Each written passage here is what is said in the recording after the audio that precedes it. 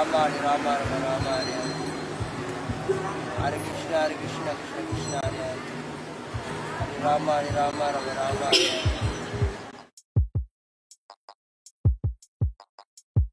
Haribol! Ako nga pala si Giselle Jan F. Tibay. Ako po'y taga Cagayan de Oro City.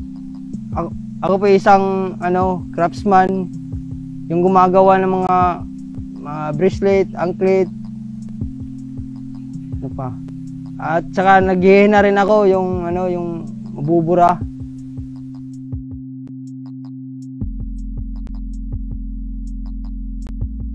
Yung isang araw, habang nagdi-display ako dun sa may simbahan dun sa Cagayan, naghihintay na kung sinong lalapit na bibili sa yung paninda ko. Tapos nakatingin ako sa may mga lalaking isang grupo na pupunta sa akin. Kinausap nila ako kung taga saan raw ako, kung ako bang gumagawa nito. Sabi ko naman oo. Tapos bigla sila nagkikirtanan, narinig ko yung mga nila, yung kirtan nila.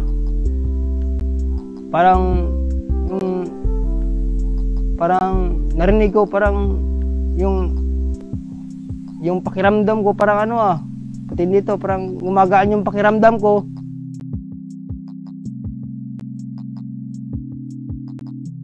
Mulat pagising ko ng umaga, tapos ko magligo, nagjajapa. Malakas yung effect yung pagjajapa ko kasi relax yung isip mo ba, yung parang walang gumugulo sa'yo, peace of mind ka pag nakajapa ka.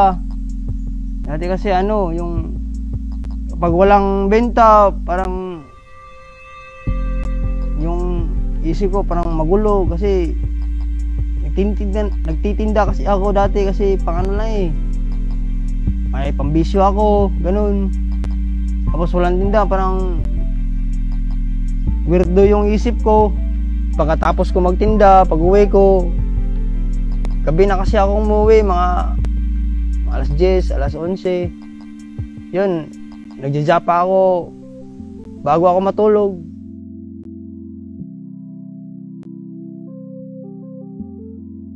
Hindi pa ako nag-aaral ng meditation. Kung ano-ano lang napasok sa sa isip ko Minsan, yung may nagyaya sa akin, tropa ko, kahit saan kami napunta, bisyo, lahat ng mga yung gawain masama, yung katulad ng umiinom, at saka yung kahit saan yung may mga gig na nandun. Papasalamat rin ako yung napasok ko sa mga ganitong yoga meditation kasi yung bisyo ko dati, danda ko nang natanggal. Krishna